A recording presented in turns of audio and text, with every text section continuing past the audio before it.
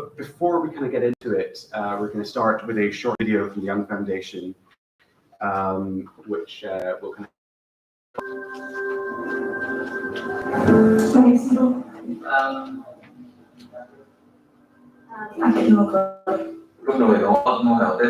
It's the balance between emissions going in and coming out. There's a target for 2050, I think.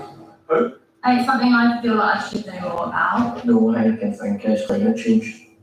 But it's It's the biggest priority.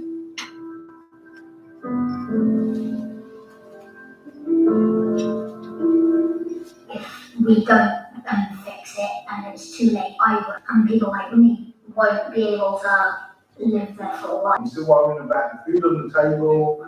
Do you know what I mean? How am I getting to work? We wanted to put a heat pump in, I've heard about them and read an article. It's so expensive to do small changes. The contractors don't want to do it, so there's not enough money in it for them. In my lifetime, I haven't expected to see the end of the world.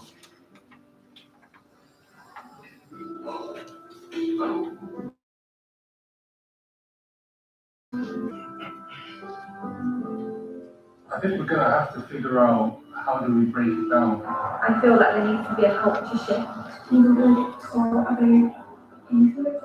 like to make more changes. I'd like to experience it, but I don't think a lot of people are knowing much about it. I think what we're ready fossil fuels for anything.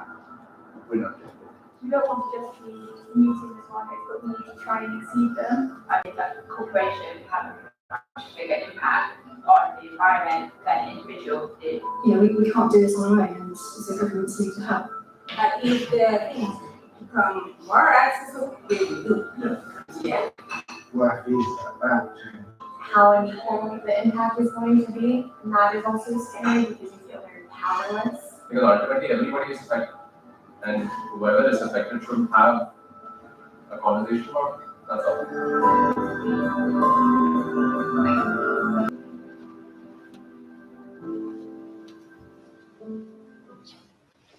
Powerful stuff there, I hope you'll agree, and quite an emotional video, a lot of conflicting emotions there, hope, fear, confusion, concern, and I'm sure we'll discuss how to kind of reconcile those and how to harness those and address those emotions in the discussion to follow. So to kick us off, I'd like to invite Mayor Jamie Driscoll, Mayor of Norfolk, who was elected to Norfolk in May 2019 and has made prioritising green jobs and decarbonisation kind of central to his agenda about how you've addressed some of those emotions and how you've tried to bring people along as part of that objective. Thanks, Avi. Can everyone hear okay? Great. Yeah, net zero. We're going to need a very big net, aren't we? A lot more than a fishing rod, one of those big bottom trawler nets. Everybody in, preferably not dragged along, kicking and screaming. We need to take everyone with us and leave no one behind, otherwise we'll never reach that destination. Do you remember that Boris Johnson speech, the Peppa Pig one? Yeah, it made the news. When he started banging on, and he was doing car noises before that, vroom, vroom. Well, I was in the audience then, and he lost his nose. Do you remember? And he said, "Oh, forgive me," which was the last time he showed contrition. And Only time. In that speech, he said that governments can spend billions, the private sector can spend trillions, but ultimately it is consumer choice that will deal with the climate emergency. That's sort of nonsense. We'll only get to net zero if governments set the resources for us to get there. And we need to get people to behave in a certain way. But what's the point of telling someone who's working 3 minimum wage jobs to, after dropping their kids off, to go and buy an electric car? You need better public transport, cheap, green, efficient. Consumer choice is the denial of government responsibility. And it's literally the same logic as saying we can end crime by asking people to be nice. So what have we done in the north of time?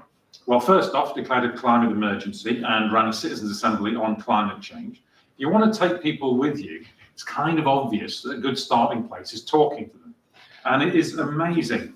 I was, so this is 50 randomly selected and demographically representative people, and they developed 30 proposals. And what was really encouraging is the things they came out with were pretty much what I would have come out with on my own. I didn't have any influence over it. And we were already delivering half of it. So we should have a confidence that when we let people have access to the information and deliberative democracy, that will come with good things.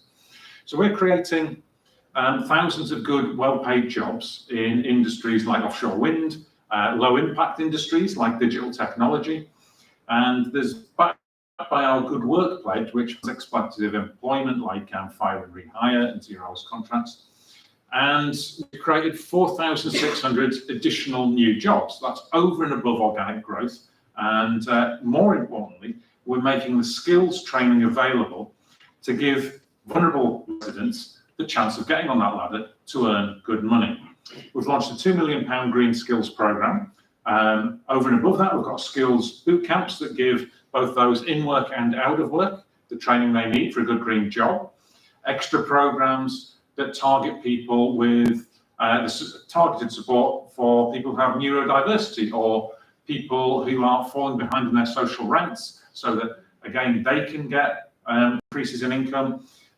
People who've struggled with drug and alcohol dependency, carers who are returning to the labour market, and we're giving them direct support about how to do an interview over Zoom, because if you haven't been in the labour market for 5 or 10 years, that's an alien world. And we link it all with our child poverty prevention work, which we're rolling out across 90 schools. Because getting someone a stable, well-paid job on trade union terms and conditions is one of the best things you can do for them. We work in schools with our Mayor's Climate Challenge. Kids from primary schools are getting extra lessons doing things like soil analysis and on fast fashion. Kids in secondary schools are working with real engineers, such as how do we get more people on public transport. And kids in sixth forms are working with the games industry, developing a bit of competition on the games industry, getting employable skills, developing climate change games, and kids love it, and that's rolling out to 60 schools. We've developed a retrofit plan. There's 140,000 homes need priority retrofit. We've done that full audit, and as soon as government funds it, we're ready to go. We've got a Green New Deal fund to cut emissions and create jobs. £18 million for schools, nurseries, councils, small businesses, NGOs, to fit solar panels and heat pumps. And we have the crowdfund Not the Time that works directly with community small-scale projects, making a difference to people's everyday lives. And this is like, we've got community gardens, rewilding, community kitchens, orchards, beekeeping, bicycle repair, all sorts of things. And that takes the community with you and makes the move towards a net zero economy real for them, because they get to participate and they get to choose and decide. Now, we need a better public transport system that everyone can use, public transport that's so good, no one needs to own a car. Cycleways and pavements that make cycling and walking safe and enjoyable. A joined-up system so you can easily switch between different forms of transport as you make your journey. Public transport that people feel safe on, whether you're 8 or 80 or a woman travelling late at night, so that people actually feel confident in doing it. And in fact, actually, I was visiting an affordable housing project that we funded that has a district heating system in it. It was a big building site at the time, and my PA was talking to the developers, and they said, "Oh, we've got a special place where the mayor can park his limousine." So that's very kind. Is there somewhere he can chain up his bike? Because I give up them in the car and just use public transport and cycling. In that Peppa Pig speech, Boris Johnson said, governments don't innovate. Wrong. In the Norfolk Times, we do it every day, and it's cost effective. For every £1 I spend, we generate £3 in payroll taxes alone. I'm not afraid of doing things differently. Business as usual is not going to cut this. We need a Labour government that's committed to a just transition and a Green New Deal. Thank you.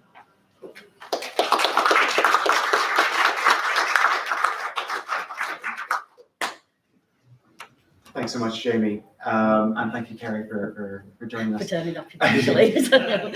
Are you ready to go now? Or? Yeah. I'd be very interested to hear Kerry's kind of thoughts on this on this topic.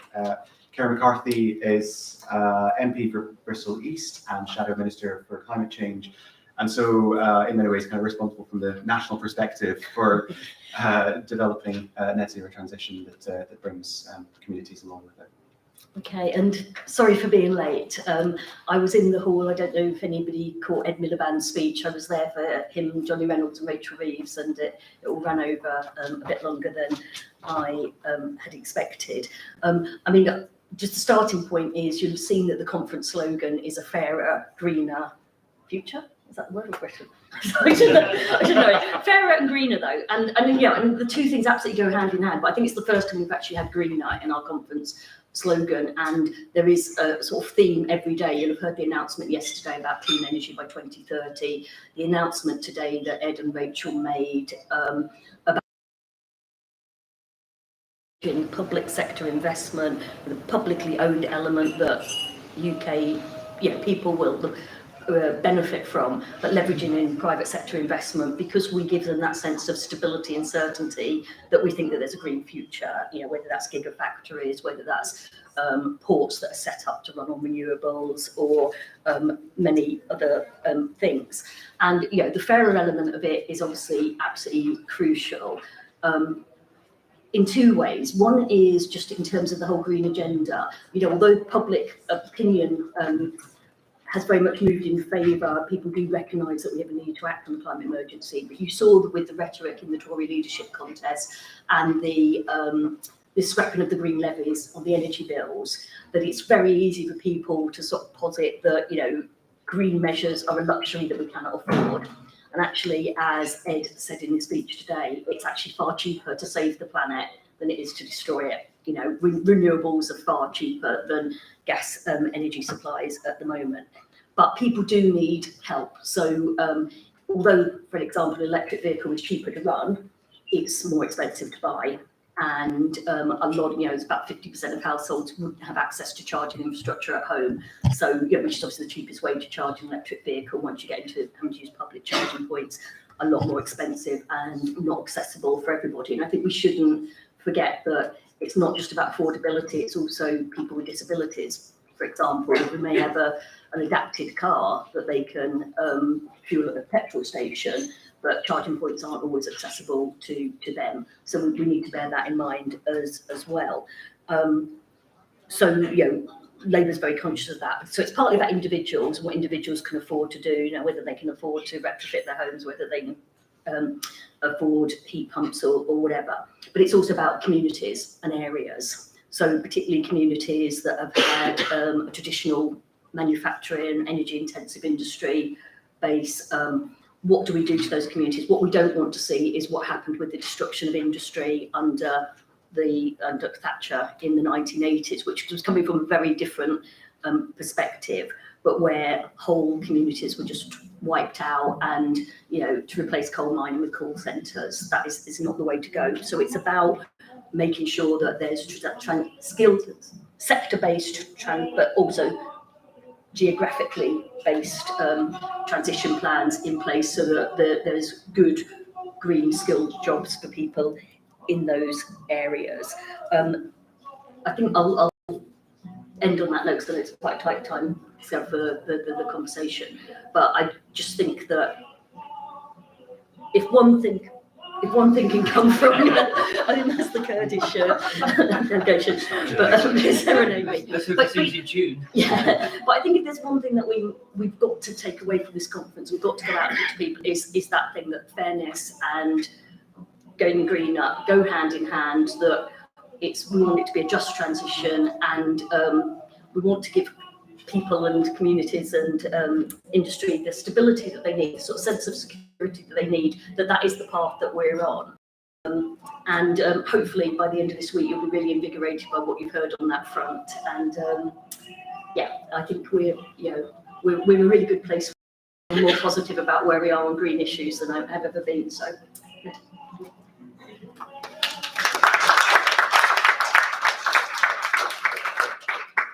Thank you so much for those thoughts, Kerry, and it's a good introduction to the conversation as we kind of develop as we go to Q&A. I'd like now to pass on to Leonie Cooper, who is Deputy Leader of the Labour Group at City Hall in London, and leads for Labour on the environment, to get a perspective on what's happening in London. Thank you. Currently also the Deputy Chair of the Environment Committee, and I've chaired it and been the Deputy Chair for most of the last 6.5 years. But just before we were elected in 2016, when London came back from the horrors of Boris Johnson, who used in his 2008 election campaign a campaign which was fought against Ken Livingstone on the basis that Ken had decided to start to tax SUVs. And of course, Ken introduced the first, globally first, I believe, the congestion zone in the centre of London, which we've now built on with the ultra-low emission zone, and we're currently out to consultation about whether we should expand that to the whole of London. But that is a bit of a discussion at the moment, so that argument is not yet finished. But I spent a lot of time bending Salik's ear before we were elected in May 2016 about all things environmental, because it's been my sort of passion and my backyard area, whereas it wasn't so much his. And he very much put those into the 26 manifesto. And so where Jamie's just been talking about what Labour is actually delivering on the ground in North Tyneside, we've been actually delivering on some of these environmental messages in London for the last 6.5 years. And currently, Sadiq is the chair of the C40 Cities Group, which is the global group that was originally 40 cities, also set up by Ken Livingstone and Nikki Gavron when she was the Deputy Mayor for Energy and Environment, and is now actually far more than just 40 cities. And we're involved as a pilot for carbon budgeting. Now, I do that as a bit of an intro at the beginning there, because I'd like one of you to tell me what you think carbon budgeting is. When we go out into our communities and we're talking not just to vulnerable families, but any families, and we say, you know, we'd like you to participate in a successful, just transition. I'm not even sure most people know what any of these things mean. We've actually had staff in City Hall who don't work in the environment and energy team in staff meetings saying, sorry, but what actually is retrofit or what is net zero? So the first thing I want to say, and I'm going to try not to repeat what Jamie and Kerry have been saying, is we always have to be thinking about the language that we're using. Helen and I were just talking just before we began and said, well, if Gary Lineker said, everybody should try and achieve a net zero by next week, everyone would go off and do it, because he's got a massive quantity of followers on Twitter and is on the telly every Saturday night. Actually, I don't think they would, but if Gary Lineker expressed exactly that in a different set of words, we would have a chance of taking people forward. So to really take people forward, we do need to be starting to rethink some of the language that we use. My background is working in regeneration, so I've thought about this a lot. I always talk about, making your home cosy rather than saying I want to retrofit a series of measures funded through Green Homes Grant, which is meaningless, especially the Green Homes Grant part of it, because the government has just been a disaster for the last 12 years. The other thing that I think is really important is the whole thing about, moving away. In fact, actually, this is a big thing that Kerry's done a huge amount of work on, moving away from using language like pescatarian and vegan, and starting now to talk to people about having a more heavily plant-based diet. And I think that does make more sense to people. So that's another example. And when we've been talking about, bringing in these extra measures in London to clean up London's air, again, is it really any good to talk to people about PM 2.5 and PM 10 and NOx and all the rest of it? No, we need to talk about dirty particles and gases. And actually, when we did the first set of consultation in 2016, I actually said at that point, don't even talk about the link with climate change, just about the impact on children's health and talk about the impact on Londoners' health. And we launched the first consultation. Sadiq chose to go to the Great Ormond Street Children's Hospital, which I know it's in London, but I'm fairly sure most of you will have heard of, and it is in fact a children's hospital. So sometimes we need to make sure that the messaging is tying together the issues about net zero and climate with things to do with health. Because actually a lot of this is to do with health. We aren't going to have a planet, if we carry on treating effectively the one nest that we have in the way that we have been treating it, it's not good enough. It's not good enough. So getting that language right and making sure that we can help people move with us does sometimes include the need for finance to be targeted to certain things. I would slightly disagree with Jamie when he was saying everybody should move away, so nobody needs a vehicle, because actually you can nick any of these off the london.gov.uk internet if you want to use any of the documents that we've developed since 2016. But the Mayoral transport strategy proposes, and we're moving towards, a situation where 80% of all journeys in London should be made either by active travel, bicycle or public transport, but it does leave that 20% for people with disabilities or particularly difficult journeys. London is very large, and there are still places that, in London, even though we do have a fantastic mass transport system, but it won't get you where you want to be in less than 4 hours, and that's not practical if you need to take children to school and then still get to work, or if you have particular disabilities. But if you're going to do that, then you need to invest in not only the public transport, but you need to have a proper, this is something we've been calling for, a national scrappage scheme. And if we cannot be bothered to introduce a national scrappage scheme, then an awful lot of people, including vulnerable families, are going to continue to drive around in older vehicles, the ones that are meeting the lower environmental standards. So that's absolutely critical that we have that. But I think the other thing that we need to do, and I'm slightly going to repeat what Jen was saying, is it's so important for us to get out there into communities. I think getting out and having informal consultations as well as the more formal consultations, and again, Citizens Assembly, I know what they are, Jamie clearly knows what they are because he's implemented them. Make sure you explain them if you're going to use that terminology to people. But I think any event that you're going to, any kind of informal event, set up your own events, any kind of community event, use the social media channels, whether that's Mum's Net, we have a local one that's called Nappy Valley Net, you can work out what that's about if you want. The WI, use Twitter, use Instagram, but make sure you are using engaging language, and make sure it's both informal consultation as well as formal consultation. You're doing the same, the expansion, the discussion we've just had, the expansion of the ULEZ and another acronyms. So the new one is called GLULEZ, which is the Greater London Ultra Low Emission Zone, which I think, anyway, I think that sounds like a lot of very silly things, but anyway, let's not go there.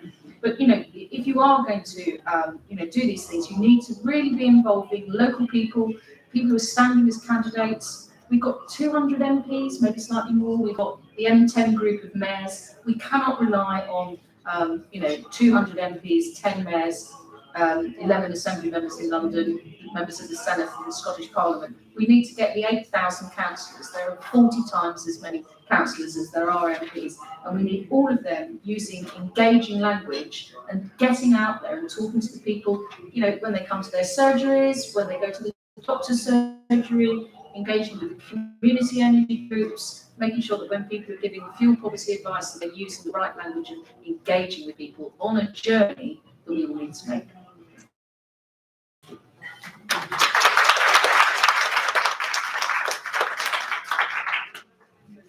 Thanks very much, Leonie. And obviously, in the spirit of dialogue and communication, we'll be opening up to questions in a moment. But before we get into that, I'd like to invite Helen Goulden, who is Chief Executive of the Young Foundation, who has brought us together for this discussion today, to share her thoughts on some of the research that the Young Foundation has been doing. Sure, and I'll resist the urge to just start singing along. So I'm going to be perpetually sort of serenaded. All of that is brilliant. And I just want to set out a few things, starting at sort of very basic level. When we asked the general public whether they wanted to reduce their carbon footprint, 97% of people say they want to do that. But 2/3 of us also recognise that process is going to leave lots of people behind. So we collectively, it's not just politicians, we collectively, somewhere in our conscious, regardless of the language, understand that this is a big transition that's going to affect our lives and affect our lives badly for some people. Now, the announcements of a national wealth fund to invest in green economy that then benefits communities, actually it's genuinely motivating. I think it's a really good idea, and strengthening the public procurement that we've seen announced today as well, and the policies and plans outlined by this panel, I think give me a genuine sense of hope, and hope is something that we're often a little bit in short supply of. So I wanted to set out a couple of things that are specifically related to community participation and social business, and bring that a bit more sharply into focus, because I think it goes beyond citizens' assemblies. I think it goes beyond consultation. Now, none of the really big policy measures that we are going to be looking at around energy, jobs, investment, and so on, none of those give us a real picture of what happens when you have to change how you travel, how you eat, how you live, the work you do, what services you use, how you have fun. When you have that sort of over the course of the next decade or so, perhaps longer, we're going to see whole life changes in terms of how we live and work, and particularly when it comes to low income, someone on low income or experiencing a whole range of different disadvantages. That poverty premium that we have now, where it's very, very expensive to be poor, will grow substantially unless there is really targeted policies in place. So who gains from those new green jobs? There will be support and programs to make that work, but does it really work? Does it really work? How can people afford an electric vehicle? Who is left with legacy heating and kind of energy systems whose costs are only really going one way? And so I think a fairer, greener future has to start where the unfairness is most keenly felt, otherwise it's not fair at all. And there are some great policy initiatives, and whether it's, sorry to use the word, levelling up, or the historic sort of trying to tackle our sort of geographical inequalities, I should just say that our track record collectively is not great at that. So our research from the Institute last year showed that after interventions from Labour, from Conservative, from coalition governments, after £20 billion of targeted spend to specifically tackle problems of left behind communities and people experiencing disadvantage, over 20 years there's been a 0% average change in the relative economic deprivation of those areas. In other words, poor then, poor now. And I don't raise that for any political reason at all, I raise it for one reason. And that's because that research also shows that where you did see a bump, where you saw a sort of greater levels of success, you tended to see much more community involvement and participation. And we need the involvement of communities as key actors and partners in the implementation of a transition, because then it is more likely to be a just transition. So in that, looking towards communities, let's also look to social enterprises, now contributing around 60 billion, employing 2 billion people, having social and environmental impact in those places and spaces across the UK. Let's not bring worker power to change. Let's not overlook the growing community business sector. Grew last year by 3%, even during the pandemic. They have a 90% survival rate, community businesses. SMEs over a 5-year period have around a 44% survival rate. So we need to ask ourselves, what is it about a community business, a community-owned venture, that gives it that kind of resilience? How do they reach into the spaces of places where big organisations, big delivery arms, and often the state don't readily reach? And when they do, they're not particularly trusted and not always effective when they do. Our communities and our social economy is, I think, a dynamic and important part of what we have to do next to achieve net zero and to reach those vulnerable families. So we're strongly behind the Community Power Act to become law, so giving more communities the legal right to self-determination and readily take ownership of local assets that specifically try to support a just transition. And I won't go on too much longer, but the final thing really is around the role of bigger business, which we do need a Better Business Act, which places equal importance on the impact of a company's actions on their society and environment, as well as their own successes. So we reviewed all of the FTSE 100 reports from 2021, and you can see in all those annual reports to their shareholders that the race to net zero is part of all of their stories. And 90% of the FTSE 100 basically say that communities are a key shareholder, a key stakeholder, I should say, and about 10% talk explicitly about the need for a just transition, but converting those words into real change, I think, is going to need some regulatory teeth. And actually, I think businesses are expecting to be increasingly on the social dimensions of their work and their net zero activities. And one final point, actually, sorry. We talk of a just transition and we talk about what we're going to do with this, but of course the climate is going to change.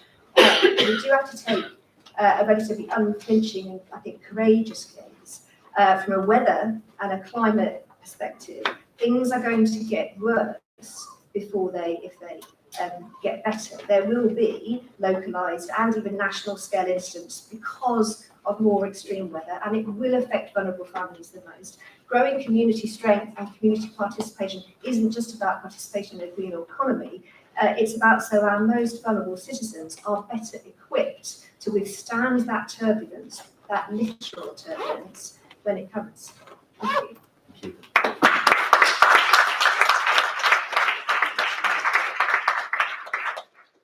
So yeah, a very rich discussion there, a lot of interesting interventions. I found quite the balance between, on the one hand, lots of policy interventions and practical things that are being done on the ground in London and in North Tyne. But on the other hand, also discussion about, it's not just about what needs to be done, not just about taking action, but also about how things are communicated, how people are brought along, and communication in different ways. Communication, it's about the kind of language that we use, as Leonie was saying. It's about the forums which we use, so we've got the formal and the informal kind of channels. And it's also a lot about audiences, as Helen was saying. It's about businesses, it's about communities, and it's particularly often about getting to the low income and most vulnerable people. So I'd be really interested to hear your thoughts and to get any thoughts or questions that you have for our panel, so we can open this up and in that spirit of dialogue have a more discursive moment. So are there any questions for the panel? Yes, please, the lady just in the aisle there. Forgive me that I came late, and if you discuss this, just stop me mid-sentence. I'm Eileen Driver from Yorkshire and heavily drenched in cooperative things, so my question is about co-ops. And because co-ops have cooperatives, they're intrinsically use self-help, democracy, equality, and other principles and values. How do the panel consider them useful for this situation? Either the community-led energy, transport, food growing, retrofitting solutions. And we're trying in my case with a few of us who are in a climate change food group to enable, it's quite a divided society. It's a prim market town, and there are a few deprived, quite a little section of deprived families that live there. And we're trying to enable some of the youth to grow food in some of the green spaces. But a big challenge we face is the attitude of a lot of people that it will be destroyed. I did teach some of the youth, and I know that some of them might destroy it, but I'm water on stone type of thing and keep going. But I wondered if the panel knew of any. Also, the youth in those families actually doing the food growing. So I'm rambling into one incident, just in case you know similar, easier things to help us overcome the difficulties and simplify what will be the struggle. Thank you very much. Cooperatives and working with you. Perfect. I might take a couple more questions to the fellow with the beard as well. Is it working? Yeah. I might need to leave during the answer, so I'm not storming out while they are. My question was regarding net zero and the green transition. And I'm very careful with the wording here because I can't think of the right word to use. The word I had was luxury, and I don't mean that from like a sort of economic point of view. I mean more from like a knowledge point of view in terms of what best can me as an individual, the people on the video, how can we approach net zero from an individual point of view. Now my question was actually figured from the video to begin with, where people weren't sure what net zero was, what it meant. And so if people aren't sure what it is, how can we deal with such a severe task at hand? So my question is, and one more slight contextual point, is the recent floods in Pakistan. I'm a practicing Muslim, so I go to the mosque quite a lot to do my prayers. And there's a lot of charity appeals about sending aid over there, donations, but never once did I hear any conversation about climate change, net zero, what steps we can do apart from donations and physical relief.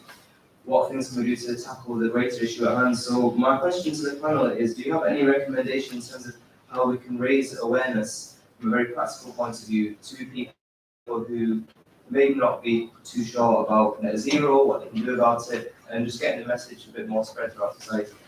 Thanks for your question. And one more, the fellow there at the end of the Thank you very much for a discussion. Sam Bruce from the Centre for Social Justice. I'd be really interested to hear more about the challenge of ensuring the transition to net zero really benefits those communities that are feeling most left behind. Like the bottom's fallen out of their economy over the last decades. That's a huge challenge because of the commercial challenges around investing in those areas, and I'd be really interested in what a Labour government would do to ensure that every layer of government has a strategy for ensuring net zero benefits those communities. Fantastic. Great. So who'd like to come in to start us off? Happy to do that, yeah. So starting with the last question in terms of every layer of government. Yeah. So starting with the last question in terms of every layer of government. I mean, that is, a fundamental problem, isn't it? That they're under-resourced at every level. So I was at an event earlier today when we were talking about this very issue. So if you look at things like biodiversity offsetting, for example, in the planning system, most local authorities now can't afford to employ ecologists. That with the government relaxing the planning rules to allow fracking, for example, that we've heard, and all the announcements that are made this week, that it seems like there's a new developers charter to override the planning system. Local authorities need to be able to be equipped with the expertise to sort of challenge that, and yet most planning departments are completely overwhelmed. And that's just one example. If you look at the retrofitting homes project, I hope people are aware of Labour's pledge of 6 billion a year for the next 10 years, 60 billion in total to retrofit 19 million homes, which is really good stuff. And again, that goes back to what I'm saying about giving certainty to sectors. If you know there's a decade of investment, people will think, well, yes, retrofitting homes is something that I can get into, I can invest and get behind. I can have a small company that will do this sort of work. But if you're talking about local councils' roles in that, rolling it out to social housing stock, but also to very poor quality private sector accommodation, you need the people at that level, and then going up to different levels. It's a bit muddling at the moment, isn't it? Like in Bristol, we have an elected mayor that just voted to not have an elected mayor. We have the West of England Combined Authority, and you have various things like Western Gateway and other sort of initiatives where we're trying to work on a larger scale. And that does worry me a bit that you don't have that, who is leading on the skills side of things, for example. There's some really good little initiatives, some of it which is coming from local authorities in terms of trying to identify the green jobs of the future, talk to kids in schools, try to get the apprenticeship in place, talk to employers. But what we actually need is an overarching government strategy. Because I'm all in favour of community-led, grassroots up and that. But to get that consistency, to get that stability, you do need a government lead, and that's not what we're seeing at the moment. On Pakistan, I think you're right. Actually, I think it has brought home to people the pictures of what's happening in Pakistan. As the same with when we've had floods here, that climate change is real and having an impact on people's lives. But I think you're right in terms of the response to it has been disaster relief, hasn't it? And not how we can address. And there's a big. Quite often you hear a conversation about adaptations, how you build flood defences, how you protect against things, rather than how you actually do the mitigation so that this. And obviously the climate change talks, COP27 is coming up in Sharm el-Sheikh too, but that is a difficult thing to sell to local communities. If you're trying to engage people, the moment you start talking about COP27 and climate mitigation and loss and damage and all these other sort of techie terms, and I think this is my challenge in my new role, because when I was involved with COP last year, I did find it very difficult to get people excited about the fact there was this climate change summit happening, and it's actually happening in the UK. So you would have thought that there would be buzz, but when I went to COP, it felt like very much talking about techie stuff. It felt very dry. I couldn't really feel that community buzz there, and I think you're right that that we do need to do better on that front. And I think talking partly about bringing it down to jobs and homes and things like that, and everyday decisions that people have to make is a start. But it's very alienating if you talk about it all about people have to do certain things themselves and the government doesn't appear to be on board, because there's that sense of impotence, isn't it? Why should we change our behaviour if you've got a government that's suddenly having this surge for fracking and oil and gas licences? Jacob Rees-Mogg talking about bringing every last drop of gas out of the North Sea. So it's got to be a consistent message.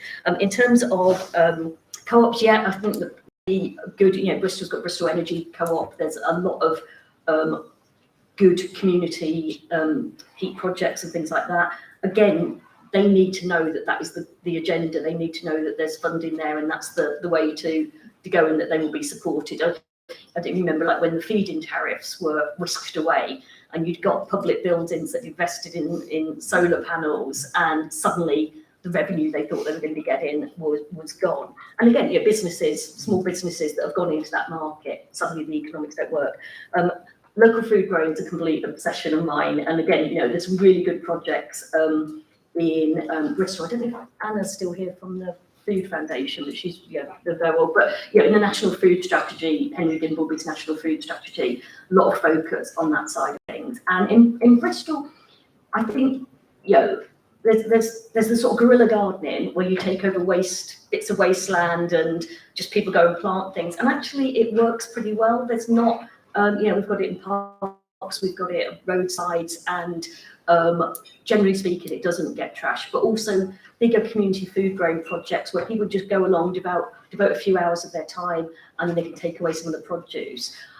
I don't think we have one that is particularly with young people. We've got ones that are like for people with disabilities. I visited one a few weeks ago, and it's just it's several elements. They help with food growing. There's a community cafe where you can make your own pizza. There's a pizza oven open to the public, and it's about healthy eating. It's about engaging. There's another one for people with mental health problems.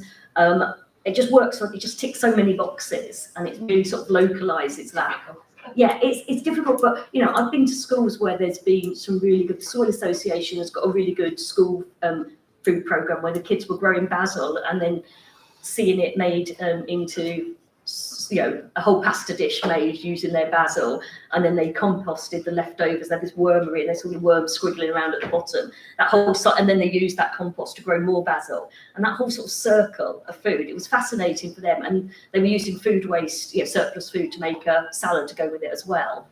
I think it might be a bit tricky to get it off the ground, but it's just so rewarding when you do. Excellent. Yeah, it's easier with winning things. I think what we're trying to do is a lot of things at once.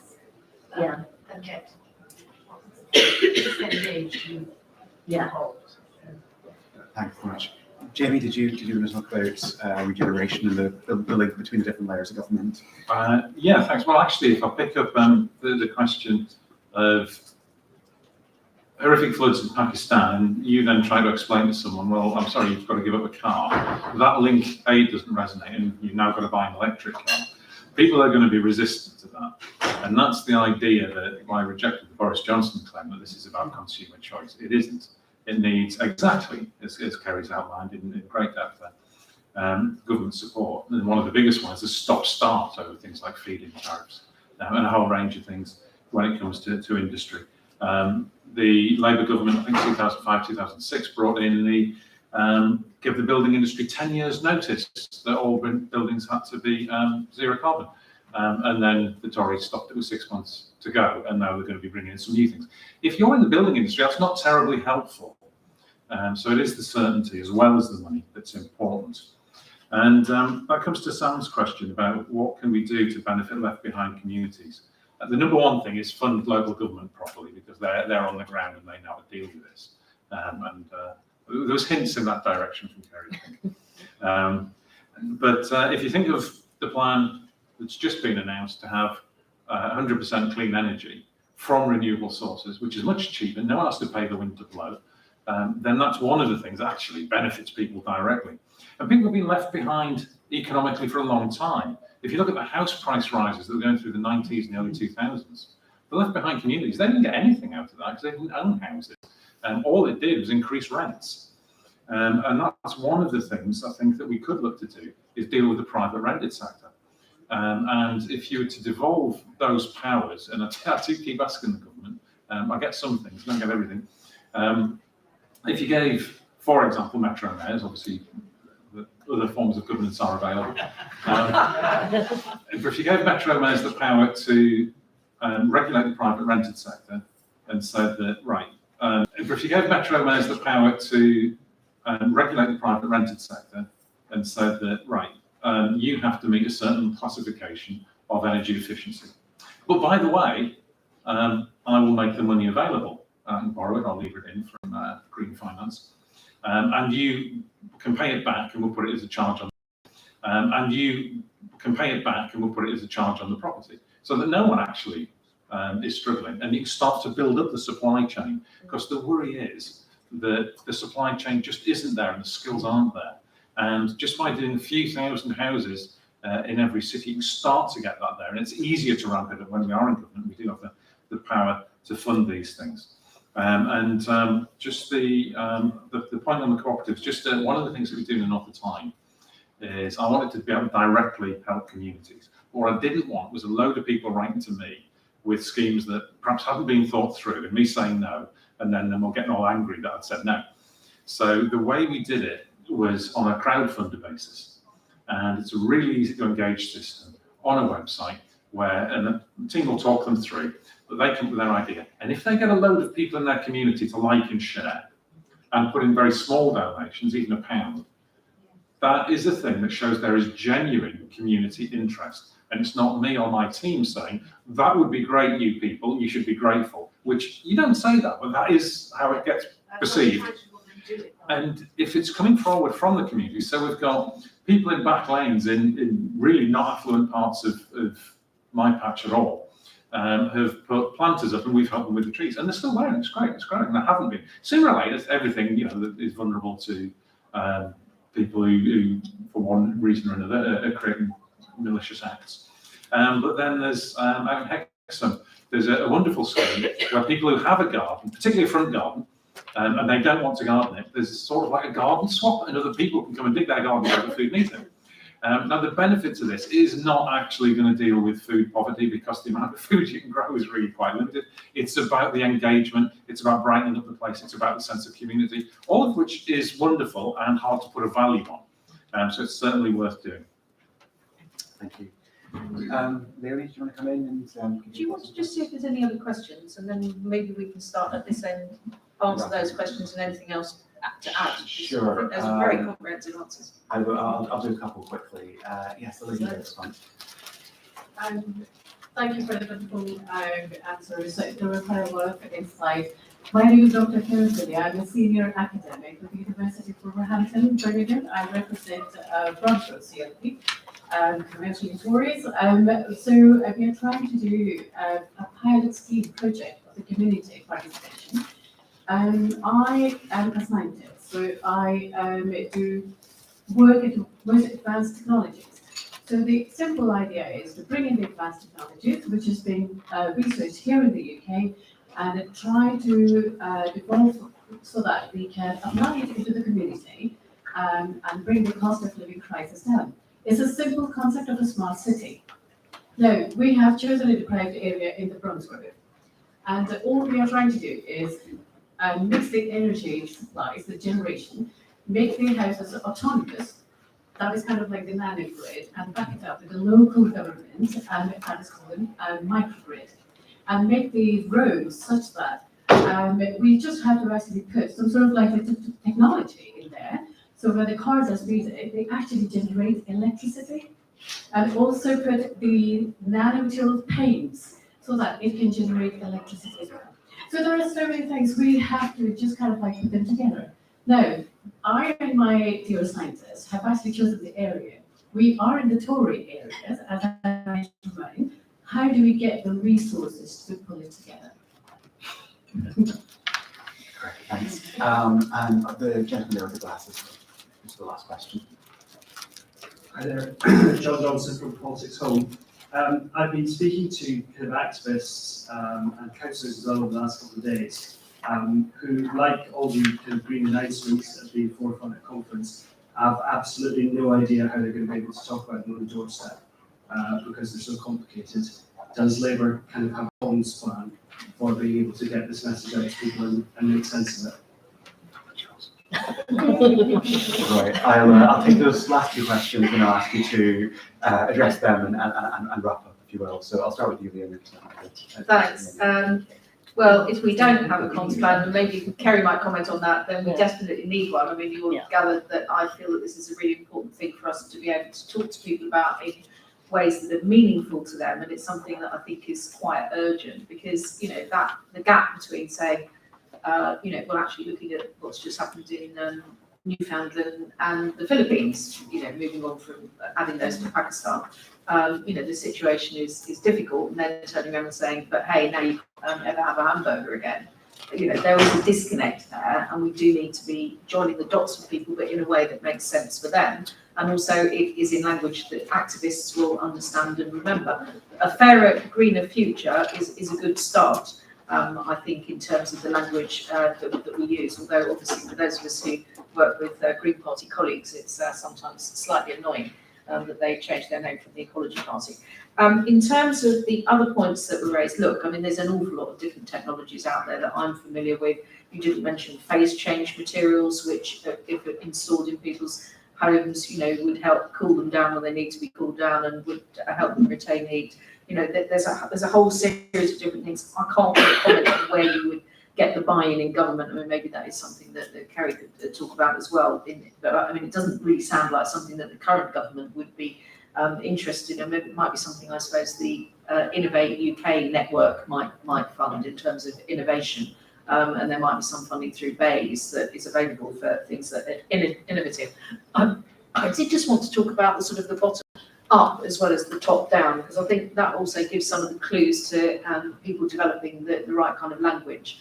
You know, I sit as a Labour and Cooperative member of the London Assembly, all 11 of us do, and the Mayor is a Labour and Cooperative Mayor, and I think that's a really important principle that I take back into the things that I do outside of politics. I'm involved in my own local community energy group, and the Community Energy Awards is every other year. I host in City Hall in London, and I've got the Cooperative Party coming along and supporting that, and there's been a lot of support for community energy, very grassroots. Lots of crowdfunding has gone into a lot of those projects. But, you know, if you get yourself involved in these local projects, and having, you know, my background working in social housing, you'd be surprised if you work with people on an estate to talk about transforming part of an estate. You will find that if you engage the children, they will actually fight off other kids who might come and try and vandalise it and tell them what for. But you do need to start changing your mindset of saying, we're going to have an estate where everything is a slow-growing cotoneaster, and it's got to have spikes on it to stop people ripping it out. You know, you need to start valuing the nature that is around, making it more diverse and bringing that biodiversity in. And that actually encourages people to enjoy it a lot more. And if you do some of those intergenerational projects, you can, you know, put in the hanging baskets and the tubs and planters, and then have people from different generations going round to places where, you know, there might be older people living who will enjoy the birds, bats, bees, bugs, everything that begins with B, that will be attracted to those hanging baskets. So I think we have to have that vision. And Jamie mentioned, you know, Clapton Park, if you look at what they've done there, there's a whole host of examples where people, if you type in community garden, if you type in community initiatives, there's loads of them in urban places across London. And if we can do it in London, I'm pretty sure you will be able to do it wherever you're talking about. And communities that previously weren't engaged with these things have become engaged, and you can then move on to those discussions that you need to have about people changing their diet and other things as well. 50% of people who live in London already don't have cars. So, you know, anyway, it's going to be people from communities who are poorer. So, you know, we need to be helping and working with people and doing it to people. Wonderful. Thank you so much. Kerry, did you have any come back to those last couple of questions and maybe some concluding thoughts? So on the comms thing, I think you're right. I mean, it is difficult, and I think even that we've struggled in trying to avoid using jargon today. So I don't think it's something that we've really discussed as a team, other than sort of having the fairer, greener future. I think that sort of couldn't flag up more clearly that, you know, it's very much at the heart of what we do. But in terms of what it means for people, no, I think you're right. We need that. What was there was another one that Leonie said that I might specifically want to come in on. Whether or not there's any kind of government funding from anywhere for research and that sort of thing, or implementing good projects in local areas that, you know, like microgrids and things like that. I'm not It's sure. not very good Yeah, at this. I'm not. You know, I'm just trying to think whether there's everything's so piecemeal, isn't it, in terms of applying for most community, you know, charitable projects. Bidding for little pots of money here, little pots of money there, spending huge amounts of time actually filling in funding applications. I'm not aware of any sort of one stream of funding. So, Thanks I very don't know much. if you've come across it in training. Jamie, do you want to address those last couple of questions? Yeah, Give us some concluding thoughts. So, just done some research, and in the Northeast, there's 53 different funding streams for competitive bidding. It's ridiculous. So, again, local enterprise partnership may be able to help. Innovate UK is probably, I guess, no idea of the scale of your project, but it's not easy. I'm afraid. I can't give you. I don't have any money. You know, I've got about 20 quid with me, and that's it. Can I suggest Co-ops UK as a central tool? It's obviously for cooperatives, but there may be something in that. They're good at signposting. In terms of the comms side of it, I don't think Labour needs to tell people there's a climate emergency. We have to acknowledge there is, and when we speak about it, tell the truth about it. But that noise is coming from everywhere. And you ask any young person, they're really clued up on it. So from that side, then what we need to be doing, and obviously the announcements are coming out, and I don't have any warning of them, but is what it's going to mean to you, and is it going to be that your energy bill, and is it going to be that your energy bill is actually going to be lower? And it's going to stay lower because it's all on renewables. It's nothing to do with what happens anywhere else. It's going to be, we're actually going to create a lot of jobs, so you'll get better paid. And it's going to be things like, is your public transport going to turn up on time? Because if there's one thing that, and I'm sure you get exactly the same in London, if the buses aren't late, hey, people aren't slow in telling you about it. So that's the sort of communication. It's the bread and butter. And every political party wins or loses elections on economic competence. But what economic competence is depends on what you do in society. If you're a bond dealer, then you'll have a particular slant on Kwasi's mega mini budget. If that was a mini budget, what will the real budget be like? But for most of us, it's kind of paying the energy bills. Will someone look after my mum if she gets ill? Can my kids get to school on time? That's economic competence. And we just drive that home. That's how we win. Helen, do you want to give us a kind of couple of concluding thoughts just to wrap up? I've got so many answers or thoughts about some of those questions, but yeah, a couple of concluding thoughts. So I couldn't agree more on language. We spend so much time out and about in communities. I think the team here well recognise some of the need, and just actually the breath of fresh air is just to talk in straightforward sort of terms about what we're doing. But at a larger perspective, again, we shouldn't shy away from the fact that we're in serious trouble when it comes to the environment, right? But we cast it consistently as a narrative of loss. Stop this, don't do that, you can't do this, you can't do that. The narrative of gain is completely absent. What you might be able to gain, you don't have to, privilege one over the other, but it does help to say this could be different if, you could be better off if. So I think that's important. And I think the other sort of big point is that it has to be, it's trite, but it's a shared endeavour. We won't solve this one community garden at a time, and we won't solve this by big top-down big huge infrastructure problems. It's the plurality of what happens when each big hierarchy, each level of geography has some sense of what their North Star is, and that's better, the less we're pitted against each other in our 54 different whatever it is funding streams and however many sort of different ways of getting our funding into charities, the better. But that idea of collective impact and a shared endeavour should form part of that narrative. Wonderful. I think that's a great place to leave it. So I hope you'll join me in thanking our panelists, and thanks to you for being here.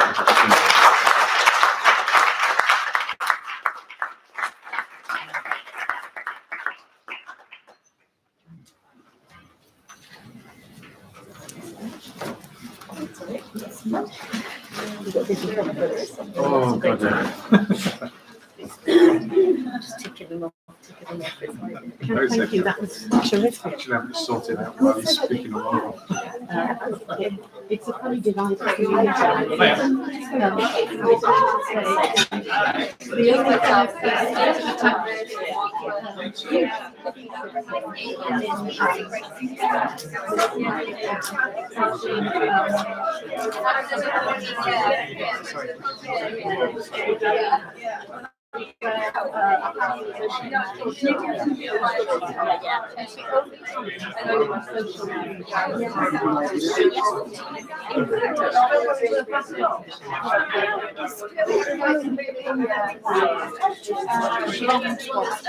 Yeah, we'll start now. She does the foundation work, which is brilliant. Yeah. Now, not with enough, I'm just going to introduce her to Anna and I'll...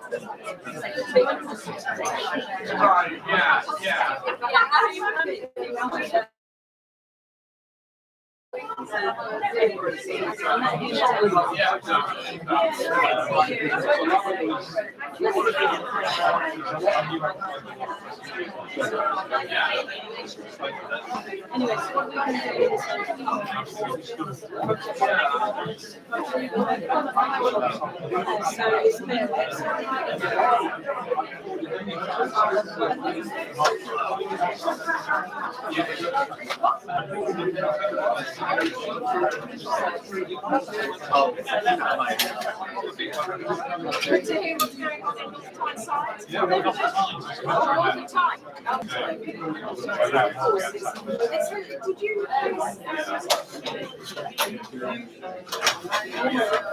No, enormous North Tyneside. It's not Tyneside the yeah, Norfolk Times Metro.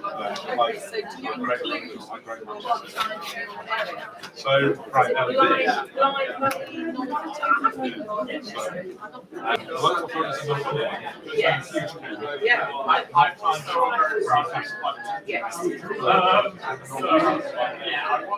I someone in their wisdom decided to go Norfolk Times, despite the fact that it's there's a North Tyneside, there's a North Tyneside council. I've brought the rest of the just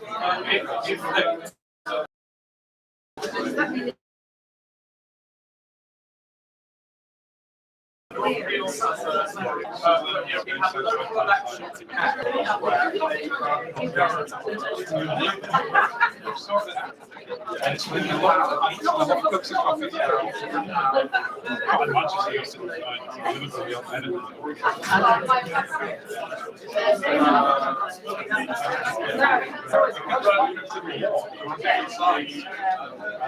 what's called the Battle of Bowman, which is